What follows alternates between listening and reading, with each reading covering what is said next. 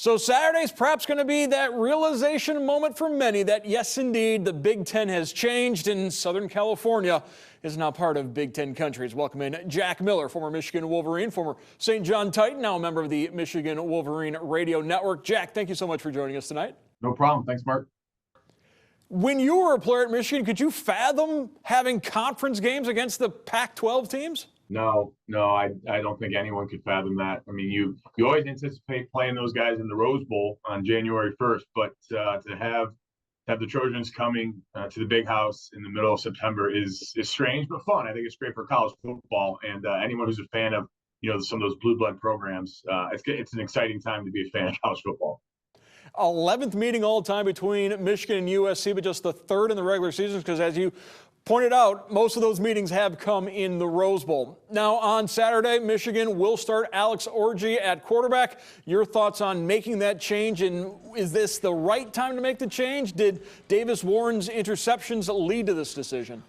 Yeah, I think so. I thought that going into last week that Davis Warren was not the biggest issue with Michigan's offense, and then they had some things that they had to figure out. They had to get that running game going. They had to gel the offensive line a little bit and find some ways to help him get a little more creative with the play calling, things like that. Unfortunately, he was the issue this past week, and I think for Sharon Moore, Kirk Campbell, and the rest of that offensive staff, they thought, well, we have got to try to find a spark to do something a little different here. You kind of scratch your head and worry a little bit that it took this long. What are they seeing in practice, or what is happening in practice that would allow them to not make the move sooner? But I just think after last week, it became apparent once the running game got going, there were some good things happening outside of Davis Warren's play, that it made sense for them to try to give Alex Orji a chance, and that's what's going to happen against USC. Speaking of that running game, what was more impressive to you last week? Khalil Mullings going over 100 yards, or the fact that that offensive line paved the way for a 301-yard rushing performance by the entire team? Yeah, well, I think it's both. Certainly the offensive line played a lot better. Whether it was Khalil Mullings or Donovan Edwards, those running backs really weren't getting touched until they got about 3 or 4 yards down the field, which is what you want. But at the same time, I think those running backs deserve a lot of credit. I've been critical of Donovan Edwards, as great as he is, as explosive a player as he can be. He's really struggled in between the tackles to break that arm tackle or to fall forward for another couple yards. We all remember how great Blake Corum was for the team for a couple of years. And the thing that was so great about Blake was he could get hit at the line of scrimmage. It was still going to be a gain of 2. He could get hit 5 yards down the field. It was going to be a gain of 7. And they struggled to ever find that with Donovan Edwards. Last week, that started to come together, both the offensive line opening those holes and the running backs falling forward, making some plays themselves, breaking tackles, things like that. So it felt like it was starting to gel a little bit, and they're going to need that as they go into Big Ten play. Trojans come into the Big House 2-0. Of course, they knocked off LSU the first week of the season, took care of Utah State week 2. They did not play last week, so it's a rested Trojan team coming into Ann Arbor.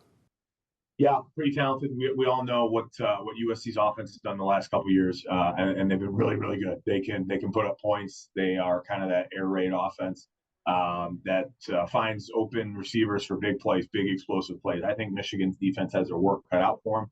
A key part of that is going to be the defensive line being able to get pressure on the quarterback. If you allow any quarterback with those types of weapons to sit back there, like Quinn Ewers in Texas did, quite honestly, those wide receivers are too athletic. They can stretch the field. They're too fast. Guys will find their way to get open, and it's going to be big on the defensive line. And if Michigan's offense doesn't do their part by not only putting up points but extending drives to keep USC's offense off the field and help their own defense out, it could be a long day for the Wolverines. We'll see what happens, but they need to take the next step now if they're going to beat a good USC team. Sharon Moore, Lincoln Riley, the two head coaches, both with Oklahoma roots. They're going to square off in a Big Ten battle on Saturday at 3:30 in Ann Arbor. I want to thank our guest, Jack Miller from the Michigan Wolverine Radio Network. Jack, thank you once again. Thanks, Mark. Go Blue.